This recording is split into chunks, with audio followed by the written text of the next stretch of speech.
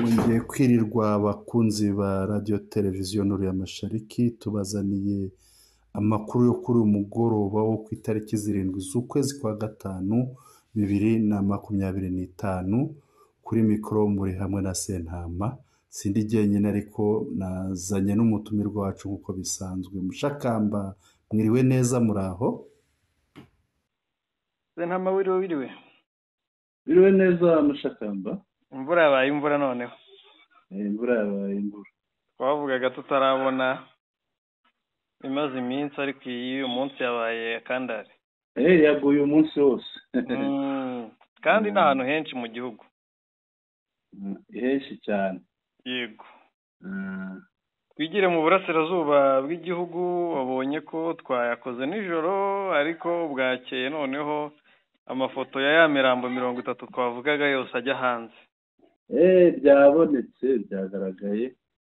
N'abamajoro twavugaga benshi dufite amazina y'umwe, hagera haboneka n'izina ry'undi. Habonetse abandi. Abonye uyu witwa Majoro Henry Kabiona. Ba Kabiona barabareka. Nawe bijombo ntiyamusize amahoro. Nawe yarahaguye, rero yarakiri muto. Yarakiri muto, unarebye ku ifoto. Yari muto pe. Intambara barayishiriramo pe. Ya ntambara irabarya. Ya musore yarakiri muto. Yego. Nubwo hari abandi Kisekedi ari kwiyicira, turi buze kureba. Nawe yabamaze Mushakamba, abantu yabarangije. Nta muhabafitiye. Reka duhere ku mugabo uherutse gutangaza ko ari umuyobozi w'isi. Yego. Ariwe Perezida Donald Trump. Yego. Ngo aherutse guhabwa amakuru ko igisirikare cya Kongo ari baringa, ahubwo igisirikare gihari ari AFSM 23, kandi nawe arabyemera. Ibi bintu biragaragara ko yabyemeye, kuko ikigaragara urebye ukuntu arimo yitwara muri biriya biganiro, birakugaragariza ko ayo makuru ayafite kandi yayemeye. Ariko se ngo yabigaragarijwe ate, ni yahe magambo? Abahanga mu by'ubutasi bakorera Leta Zunze Ubumwe za Amerika basesenguye Kongo, barayizenguruka bajya mu bibazo, basanga ingabo za Kongo nta bushobozi zifite bwo kuba zazarinda umutekano wa Kongo igihe cyose Amerika yazashoramo imari. Yego. Bakurikije ko usibye mu gihugu hose nta mutekano uhari, ibintu byazambye. Yego. Ibyo rero birangiye. Yego. Baha ubutumwa Kisekedi. Yego. Nako Perezida Trump. Yego. Ko nta kindi gisirikare Kongo izagira atari AFSM 23 twirwaneho. Yego. Aya magambo rero, aya ngo namwe mu magambo y'ibanga yageze mu matwi ya Perezida wa Leta Zunze Ubumwe za Amerika Donald Trump. Ariko nubwo ari ibanga ngo arimo kuyagenderaho, birumvikana. Yego. Amakuru avuga ko ari amagambo yamunyuze kuko baramusobanuriye. Yego. Yabasabye ko bamusobanurira ukuntu inyeshyamba arizo arizo ngabo bakita ingabo z'igihugu, kandi ko arizo zifite gahunda. Yego. Bamusobanurira ukuntu zakubise Kisekedi kuva Isarambwe mu misozi y'ibirunga zimumanura Cyanzu na Runyoni. Yego. Noneho bamusobanurira imbaraga zari Goma na Bukavu. Ababwira ukuntu hafashwe mu byumweru 2, hamwe hafashwe uyu munsi, nyuma y'icyumweru kimwe ahandi hagafatwa. Yego. Nako y'umweru 2. Yego. Asanga ni ingabo za gihanga koko.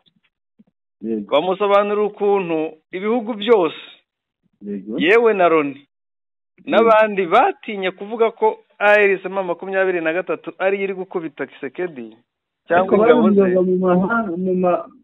mu marenga. Yego. Hari ukuntu bavugaga bakavuga bati ni igisirikare cyubakitse cy'ikinyamwuga nta ngabo zapfa kukisukira emwe na MONUSCO yacu ntiyagerageza.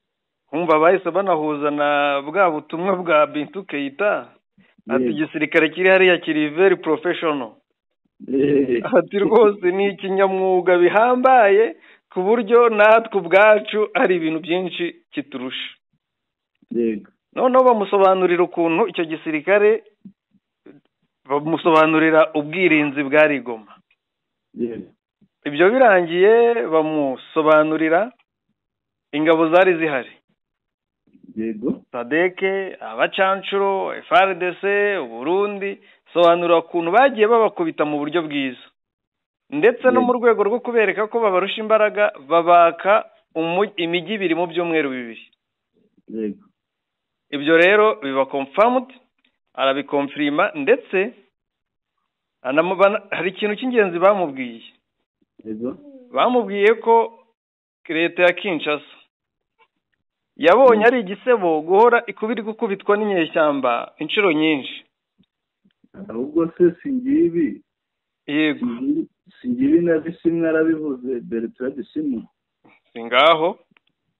Reka ndangize ibyo navugaga noneho dusomera ibyo kwa Bisimwa. Yego. Ati Kinshasa yahisemo kuvuga ifatanije n'abayifasha barimo Bubiligi n'ibindi bihugu ko atari M23 ahubwo M23 bayita twerera u Rwanda kuko u Rwanda rwemera impamvu M23 Rwanda. Yego. Trump abyumvise abisesenguye yarebye koko asanga n'ukuri. Ku buryo hari amakuru yuko Perezida Trump ubwe yatangiye gushaka uko arivugana na leta na AFC M23 kugira ngo nk'ejo hazaza nko gutegura ejo hazaza ha Kongo cyangwa ha leta zunze ubumwe za Amerika muri Kongo. Yego. Akaba ari yo mpamvu basanze AFCM 23 ari umugabo waragiza imitungo rwose akanayicungira neza n'ubunyangamugayo cyane rwose, ari umugabo usobanutse.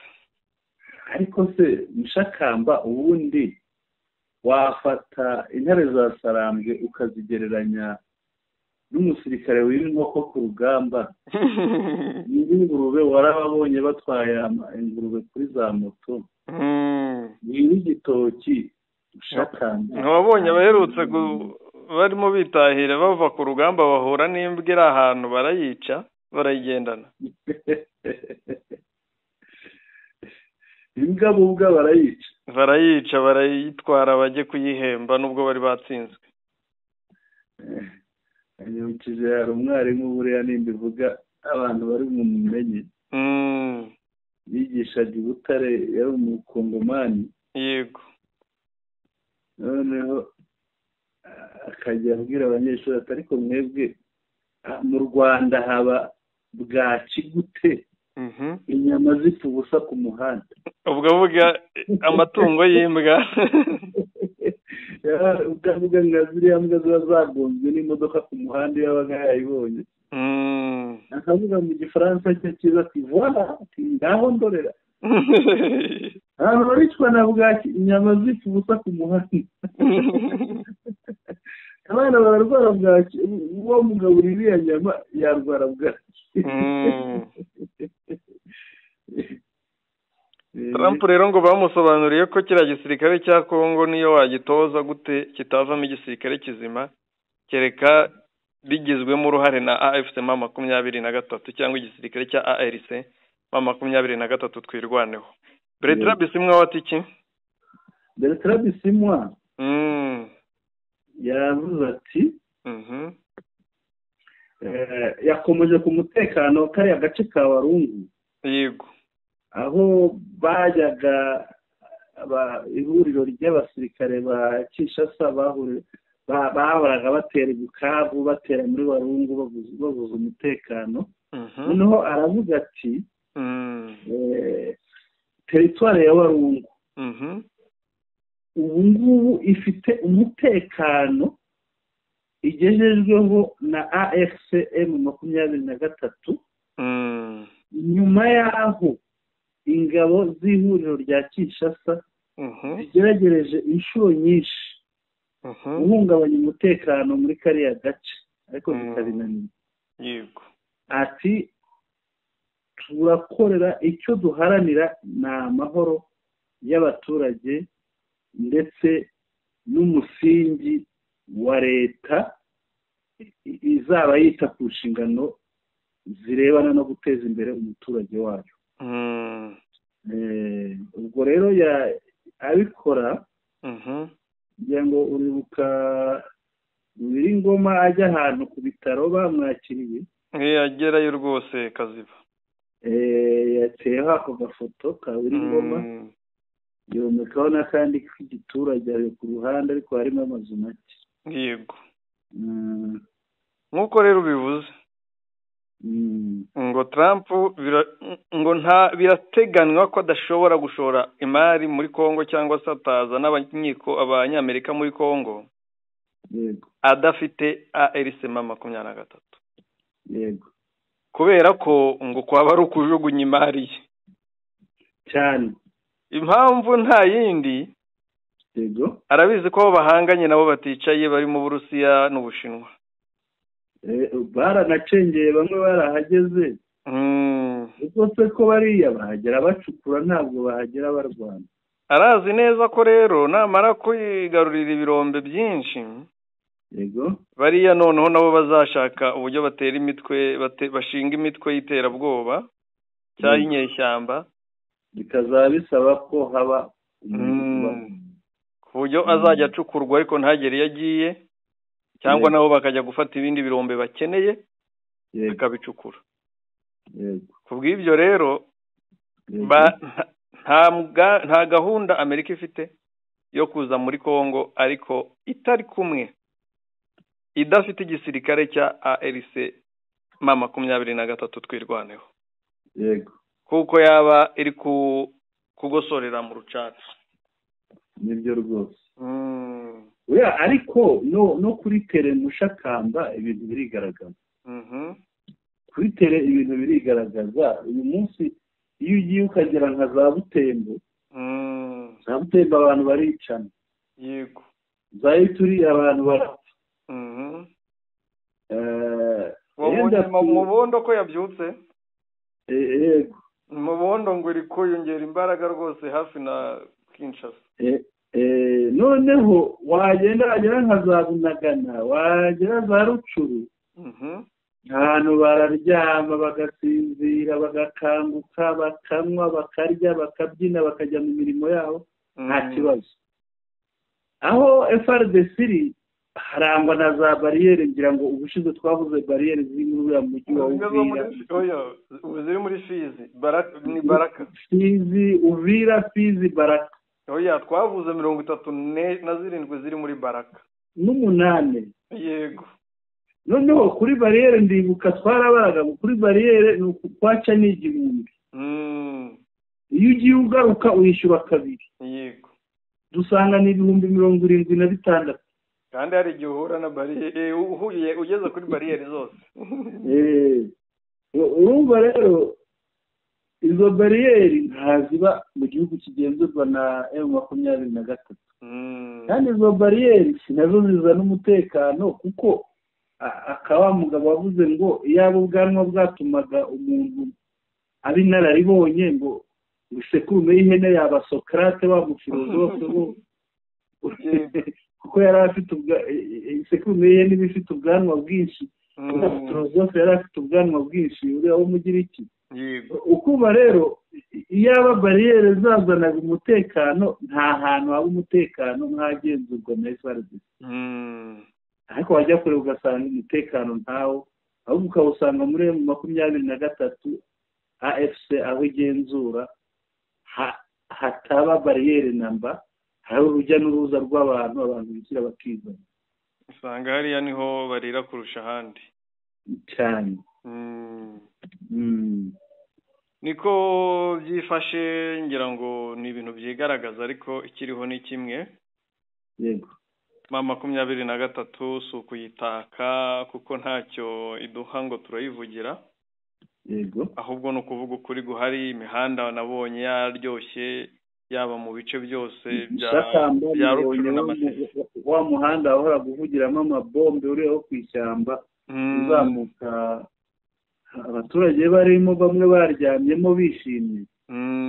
uri uzamuka Kibumba, uzamuka Kibumba rwose ni ahantu, ni ahambere hararyoshye.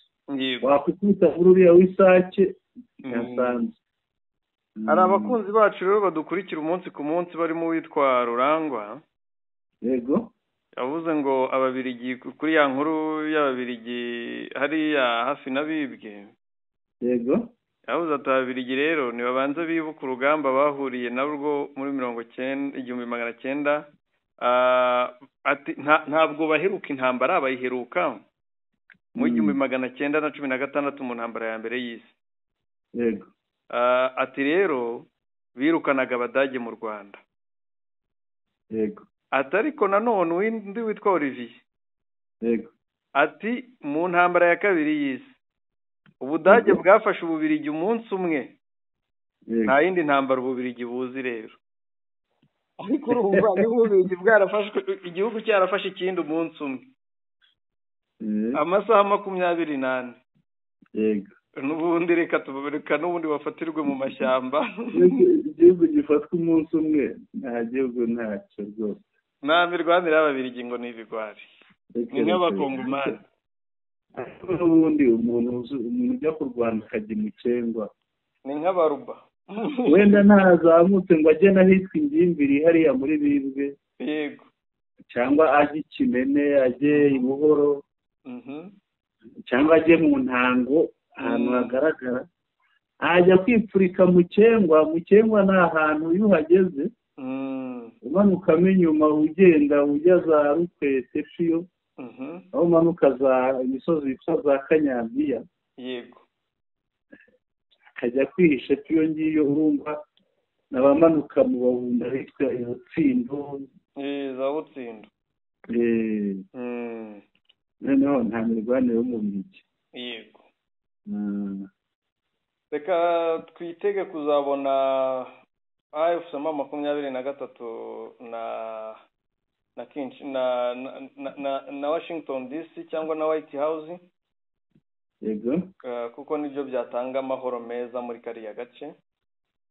Ariko bifuza kubabyaza umusaruro. Ariko hari abasirikare, hari umusirikare w'umujenerali wapfuye, akaba n'umwe mu bantu bahoze bakomeye muri Kivu ya ruguru nawe wapfuye, bose bapfira Kinshasa. Uriya wo muri Kivu y'Amajyaruguru yari umuvugizi wa gisivile wa guverineri General Kirumwami. Rero igihe harya hari habaye iki muri ya mirwano yabaga hafi hariya. Niyo hari hapfuye abazarendo benshi, niba hari hapfuye iki baramufata bamujyana batyo. Ubwo rero yapfuye ngo atanarwaye rwose. None bamwirengeje. Hari generale wundi wari wapfuye. Hari generali ngira ngo hari n'ubutumwa bumuherekeza. Yego. Generali witwa Ale Irunga Nkuru. Ale Irunga, yego, niko yitwa. Ngira ngo wasoma ubwo butumwa, Ifaransa narakiguhariye. Ubutumwa bwatanzwe na Rodrigue Katsuva. Wangize umubirigi ku ngufu. Iyo mubirigi ntukabe we. Ntukabe, waba umufaransa ariko ntiwaba umubirigi. Ariko ubuze umufaransa wanyibutsa. Yego. Nyakubahwa Perezida wa Repubulika y'u Rwanda ashobora kuba yahuye na James Macron. Ni nabyo rwose bahuye, Perezida Paul Kagame yagiriye uruzinduko. Ariko ushakamba n'umwe benshi bapfuye, hari witwa Jimmy Nziyari. Reka duhere kuri uyu wahoze ari umuvugizi. Yego. Uyu wahoze ari umuvugizi niwe witwa Jimmy Nziyari. Avuga bati décès de Jimmy Nziyari, ex-porte-parole civile du général Peter Chirumwami à la prison de Ndoro. Ati uyu Jimmy Nziyari yaguye muri gereza ya Ndoro. Kinshasa yahoze ari umuvugizi wa gisivile wa generale wa guverineri generale Chirumwami akaba yaguye muri gereza ya Ndoro. Jimmy Nziari, policier porte-parole civil du défunt général Peter Chirumwami, est décédé ce mercredi à la prison militaire de Ndoro à Kinshasa où il était incarcéré.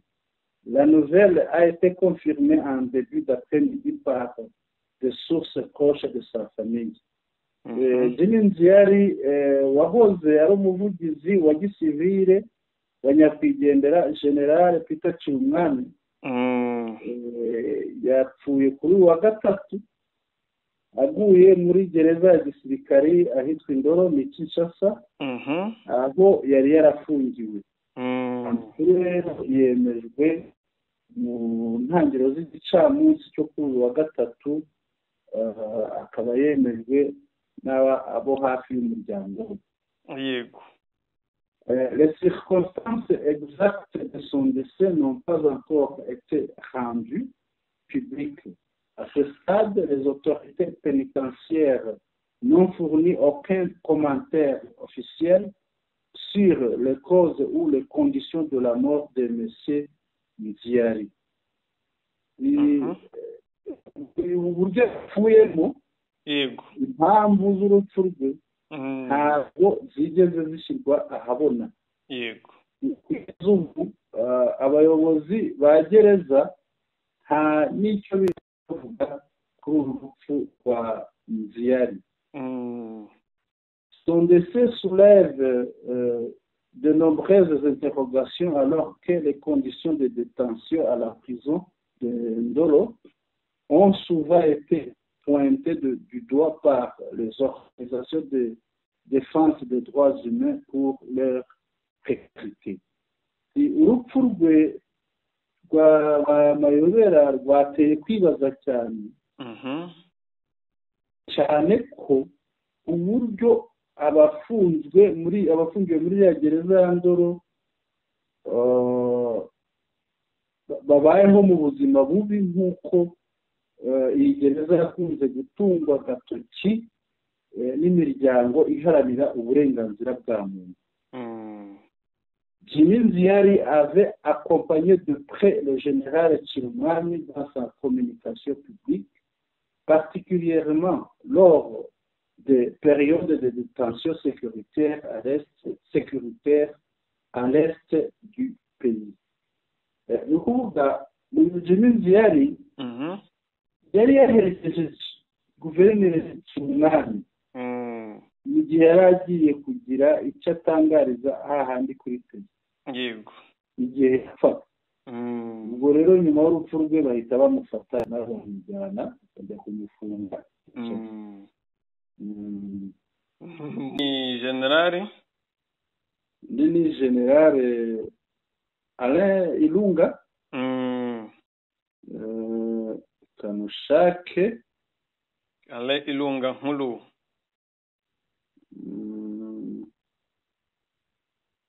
Kanushake. Ihangane. Ariko Mushakamba. Karame. Turaza kugira n'icyo tuvuga kuri kwa Neva, turaza kunyarukirayo hari icyo tuza kuvugaho. Hano rero bakavuga bati un autre général décédé en détention. Ati undi mu generale uguye muri gereza. Alain Ilunga Nkulu est mort et personne ne sait encore pourquoi il était détenu. Alain Ilunga yapfuye ariko kugeza ubu nta n'umuntu wari uzi impamvu ituma afungwa. Engagé au combat au Nord Kivu contre le M23, il avait déjà été arrêté en 2023, accusé de trahison.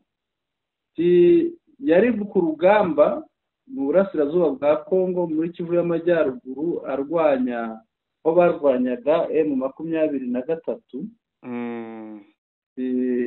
yari yarigeze gufatwa arafungwa mu mwaka wa 2023 aregwa ko yagambaniye igihugu. Puis relâché en décembre de la même année après 4 mois en prison. Ati nyuma yaho aza kurekurwa mu kwa 12 amaze amezi 4 muri gereza.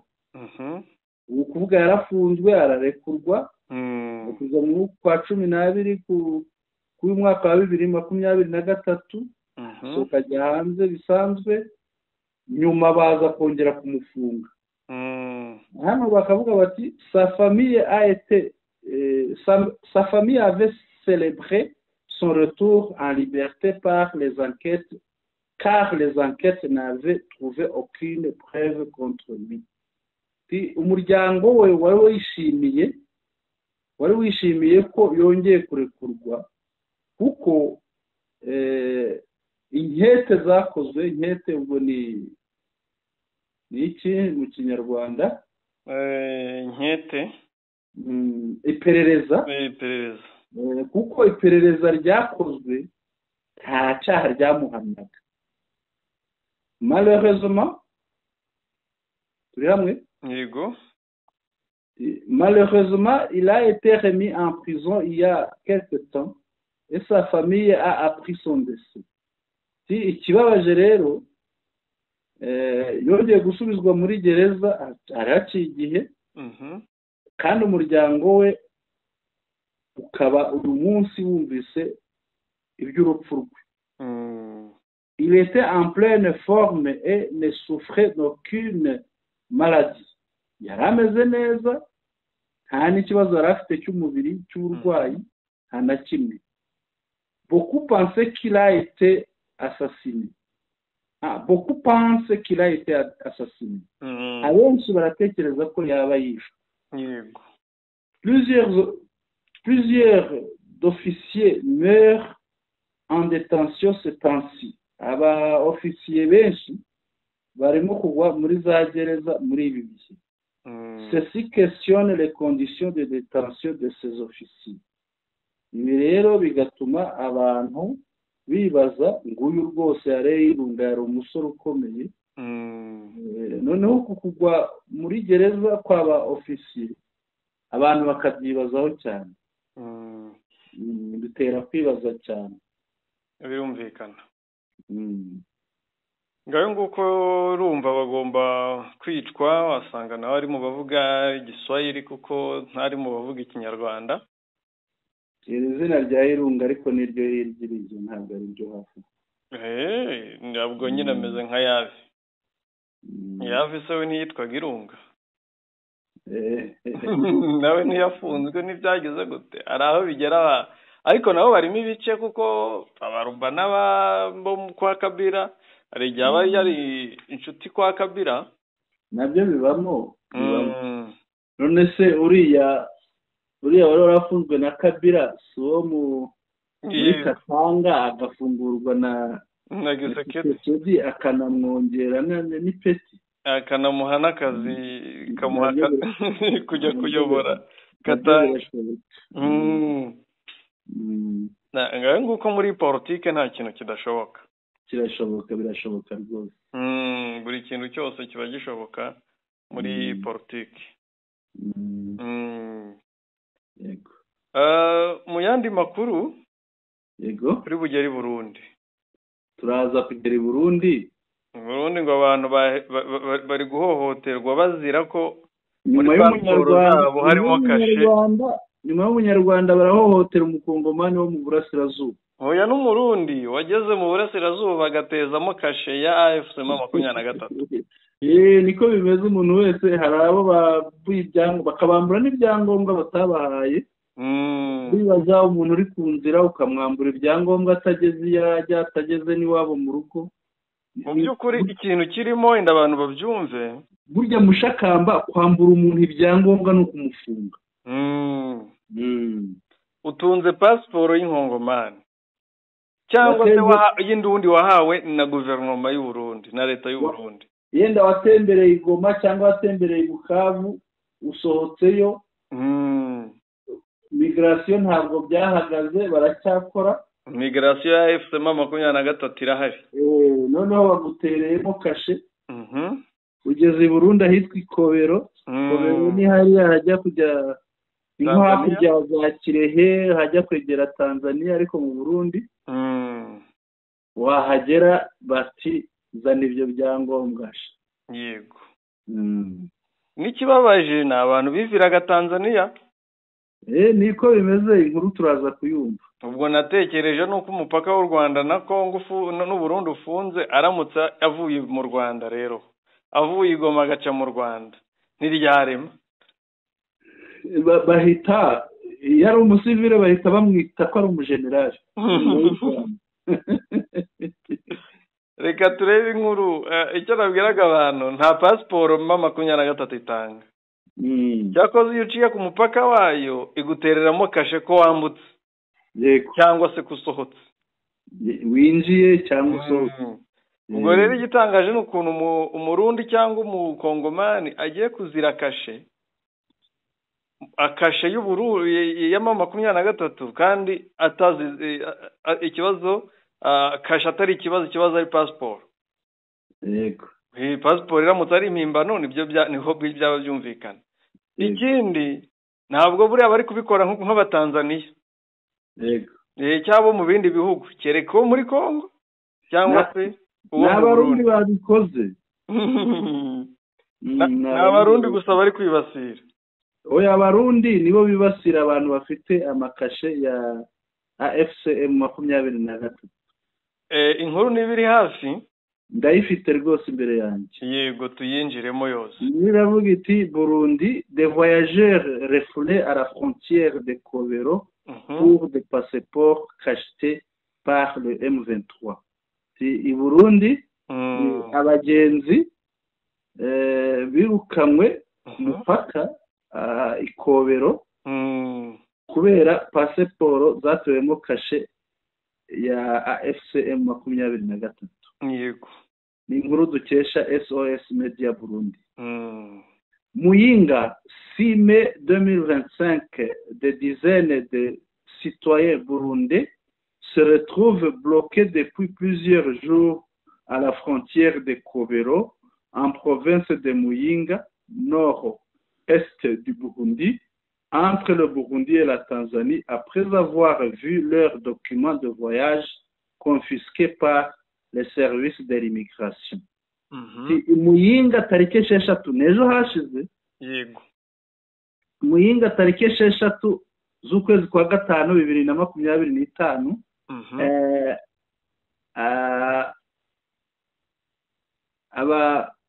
Abagenzi bagera muri mirongo. Ni amacumi. Yego. Bagera muri mirongo b'abarundi. Hano baravuga ko ari abarundi. Bibonye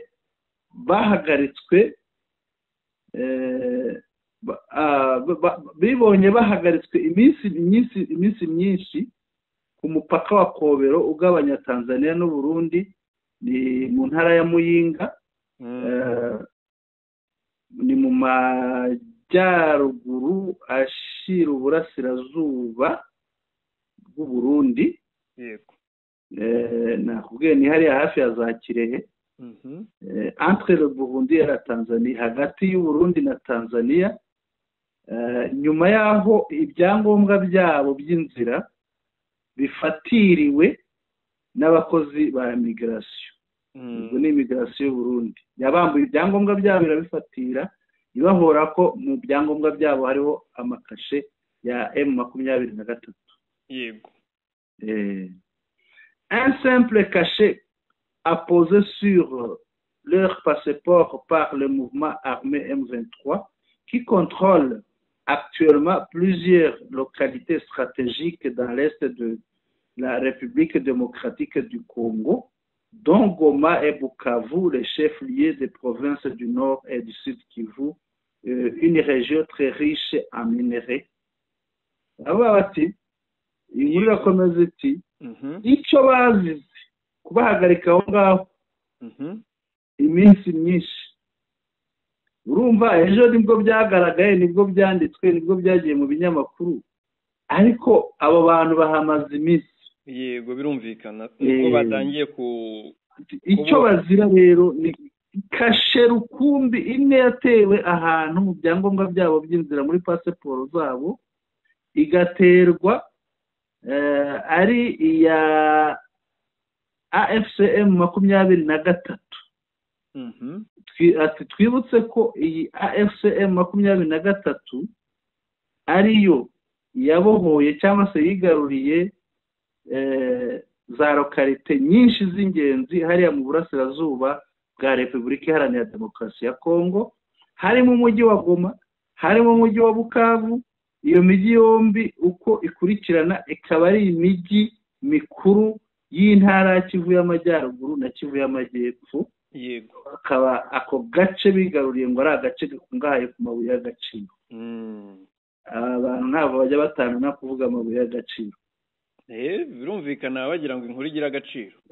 Noneho kabaho ngo ni ibyangombwa ngo il s'agit de documents jugés suspects. Ngo ni ibyangombwa bikemangwa. Ngo les voyageurs concernés, majoritairement des commerçants et des camionneurs en provenance de la République démocratique du Congo, affirment avoir transité par des zones aujourd'hui sous l'autorité du M23. Aba bagenzi bafashwe. Yego. Hari ikobero. Abenshi muri bo ni abacuruzi. Abandi ni abatwara amakamyo. Yego. Baje baturuka muri Repubulika Iharanira Demokarasi ya Kongo, bakaba bemeza ko banyuze ahantu banyuze mu duce tugenzurwa na M23.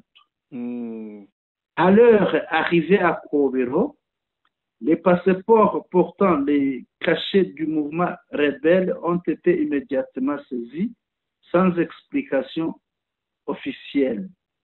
Ati bakihinguka Kobero, bakigaragaza ibyo byangombwa, aho bavuye muri Tanzania, bimaze kugaragara ko ibyo byangombwa byabo birimo hari ahateye amakashe ya AFCM 23.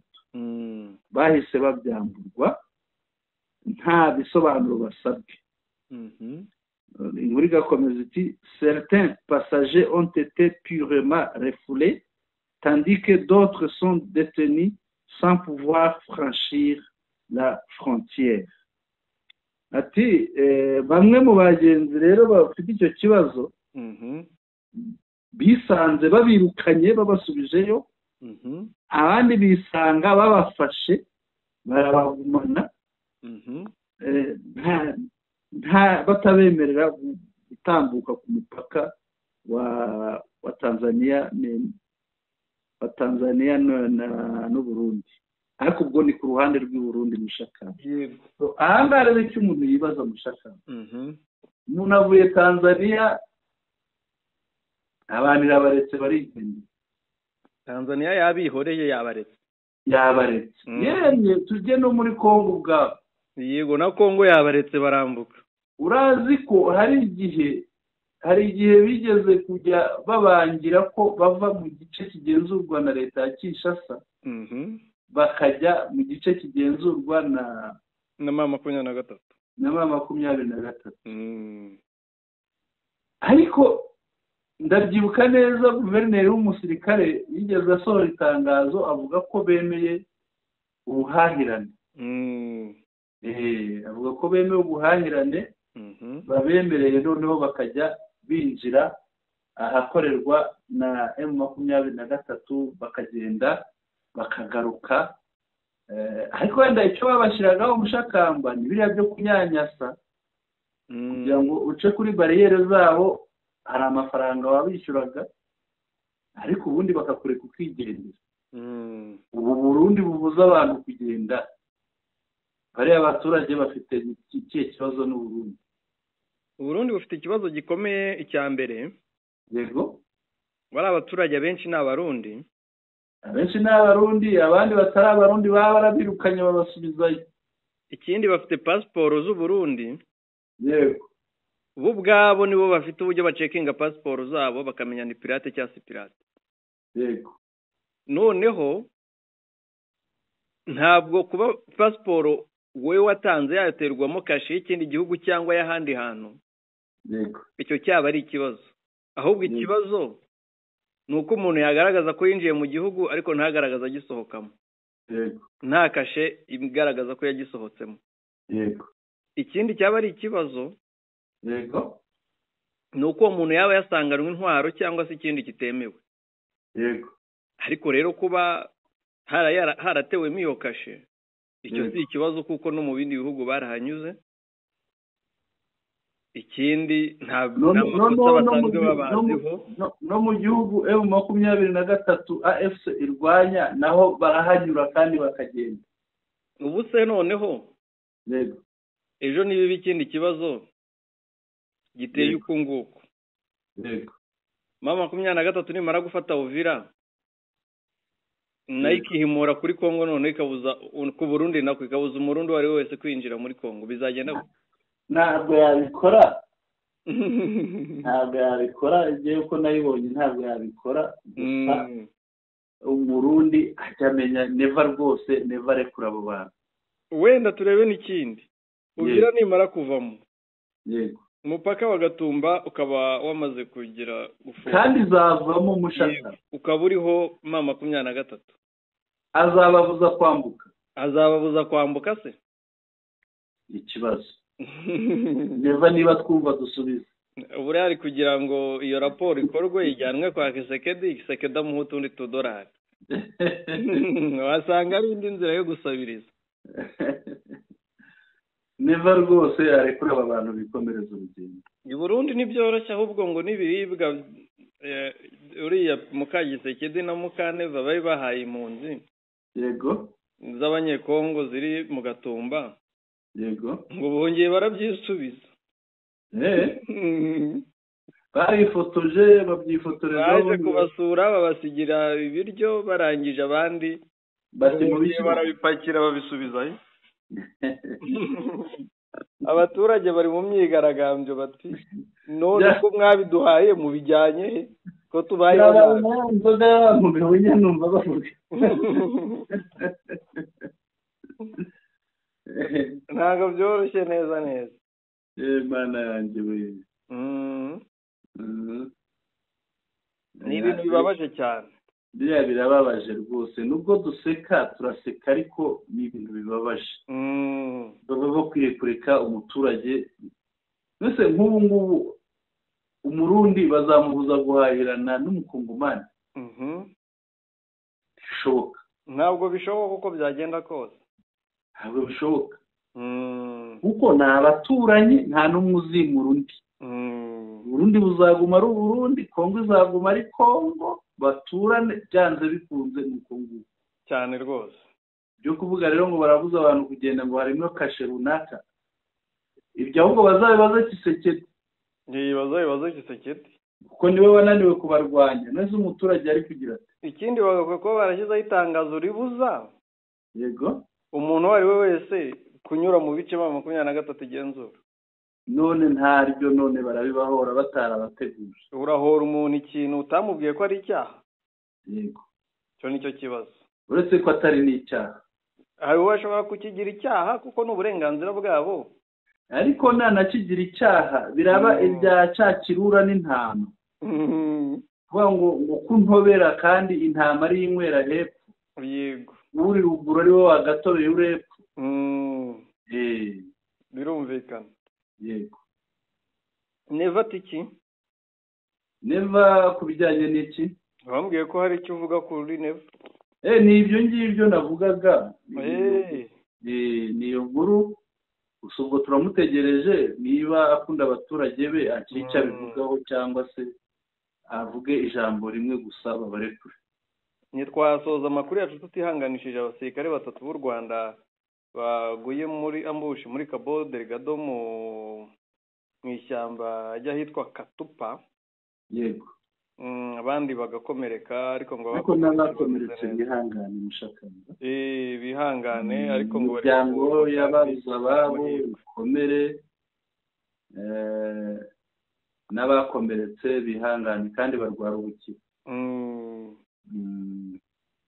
birumvikana mu gisirikare umusirikare apfa apfiriye kwitangira amahoro uko bimeze. twagana ku musozo. Yego, ariko mu Pakistan n'Ubuhinde yego rwambikanye. Pakistan n'Ubuhinde rwambikanye rwose, baraye batikurana amadrone, ibitero bya drone by'iki byose barasanye bikomeye. Nigeze kubibonaho mu gitondo. Harya barapfa iki? Niho haba Kashmiri, niho haba iki? Abantu bahuje imipaka, yego, ntibabura ibyo bapfa. Yego. Sinjya ninjira mu makimbirane y'abariya abantu, buriya politiki yo hanze hariya. Yego. Mbona ibyabo haba harimo amakimbirane atandukanye n'ayo muri aka karere, kuko muri aka karere ibyaho birigaragaza. Yego. Kuko byibasira abantu bamwe b'ubwoko runaka. Yego. Ariko hariya usanga bapfa ubutaka. Yego. Ariko umuturage wo kuri ubwo butaka ntacyo abaye. Yego. Bisobanuye ngo ni ibihangange biba bihangana, ari nk'uko muri Afurika usanga ibihangange biri kwibasira abaturage. Biriya bihugu ngo n'ibirwanya umushakamba. Buriya bari kumva, buri wese ari kumva bari kwigira abandigabo. Yego. Buriya ikintu kimbabaza ni ukubona umuntu arengana. Yego. Azira uko asa, azira uko yavutse, akicwa wenyine ku butaka butuyeho abantu batandukanye. Yego. Ariko hariya ni ibihugu biba bihangana, wenda biri guhanganira ubutaka runaka, kimwe cyambuye ikindi. Ariko mu by'ukuri ntawe uza ngo yice uwo muturage amuziza ko ubwo butaka ariho bwagiye ahandi. Yego. Tugane ku musozo. Yego, reka dusoze Mushakamba. Urakoze cyane. Urakoze cyane nawe Bwana Sentama, Uwiteka akurinde, ndetse n'abadukurikiye namwe mugubwe neza cyane. turabashimiye bakunzi bacu ko mudahwema kudukurikira. Muri ab'agaciro cyane cyane. Ikindi kandi ntabwo duhema kubasaba mukande subscribe ku batarayikanda, abo ni abashya, n'abandi batarayikanda bashobora kuba badukurikira hashize iminsi myinshi. Ikindi mukande like ikandwa rimwe kuri buri nkuru, mukande share kugira ngo amakuru yacu muyasangize inshuti zanyu. Ikirenze ibindi mutwandikire, mudushyikirize ibyifuzo, ibitekerezo byanyu n'inyunganizi mubinyujije ahanditse comments. Turabakunda cyane rero.